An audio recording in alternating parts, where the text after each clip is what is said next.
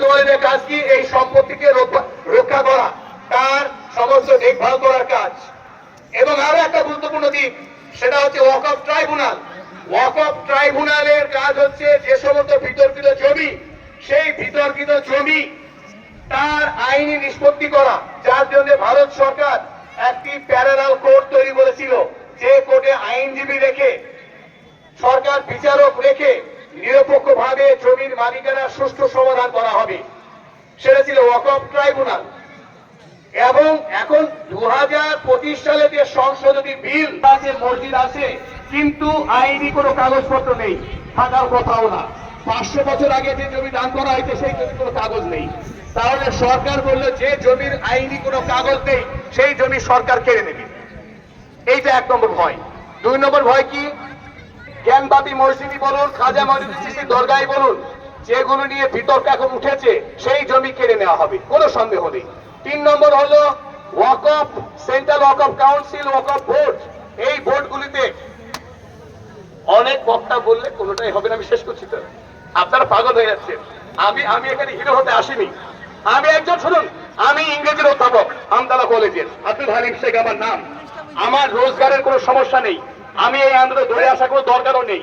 আমি এসছি দুটো কথা যদি সঠিকভাবে আপনার তুলে ধরতে পারি। আমার এখানে হিরো হওয়ার কিচ্ছু নেই। আমি চাকরি করি, আমার রোজগারের অসুবিধা নেই ভাই। আপনার এখানে বলতে এসে আমার কিছু, আমি পার্টি করি না, আমার হিরো হওয়ার কিছু নেই। সিম্পল বলছি, আমার কিছু পাওয়ার নেই এখানে। আমি এইটুকুই বলছি, লাস্ট কথাটা বলছি। আমি লাস্ট কথা বলছি যে ওয়াকফ মুসলিম যে ওয়াকফ আইন, এই আইনের মাথার উপরে যে সদস্য থাকেন, সেটা আমাদের মুসলিম সম্প্রদায়ের মানুষ। স্বাভাবিক, হিন্দু এন্ডাওমেন্ট আইনে হিন্দু ট্রাস্ট, হিন্দু টেম্পল, তার পরিচালনা করে হিন্দু মানুষেরা, স্বাভাবিক। শিখ গুরুদুয়ারা, তাদের পরিচালনা করেন শিখ সম্প্রদায়ের মানুষ। কিন্তু এই প্রথম এক আইন করে মুসলিমদেরকে হটিয়ে দিয়ে এই ওয়াকফ বোর্ডের মাথার উপরে হিন্দু সদস্যকে বসিয়ে দেওয়া, অর্থাৎ ওয়াকফ সম্পত্তি পরিচালনা করবেন এখন থেকে মুসলিম না, হিন্দু মানুষেরা, অমুসলিম না। তার মানে মোদী সরকার নির্বাচিত প্রতিনিধি। তাহলে আপনি বুঝতে পারছেন যে আপনার ধর্মের সম্পত্তি আপনাকে দায়িত্ব দেওয়া হবে না, অমুসলিমরা তার পরিচালনা করবেন।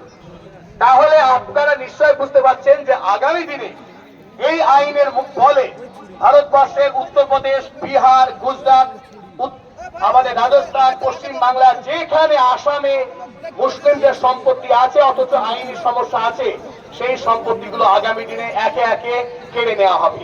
বাবরি মসজিদ ভাঙতে গিয়ে বিজেপি সরকারকে যে পরিমাণ হয়রানি হতে হয়েছে, যতদিন সময় লেগেছে, এত সময় তারা ব্যয় করতে চাইছে না। মসজিদ ভাঙবে অথচ সময় লাগবে না, মসজিদ ভাঙবে অথচ কোর্টে যেতে হবে না, মসজিদ ভাঙা হবে অথচ কোনো প্রতিবাদ হবে না। সমস্ত প্রতিবাদকে নীরব করে দিতে, সমস্ত আইনি রাস্তাকে বন্ধ করতে এই ওয়াকফ আইন। এবং আমরা জানি এই আইন